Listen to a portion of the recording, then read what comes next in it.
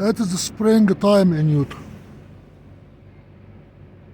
It can be very clear, the sky can be very clear anytime, and suddenly you have clouds.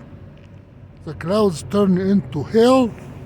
The hail makes things miserable. Anytime you can have hail here in this time of the year.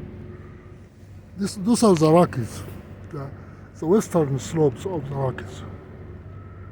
And here you are looking west towards Nevada.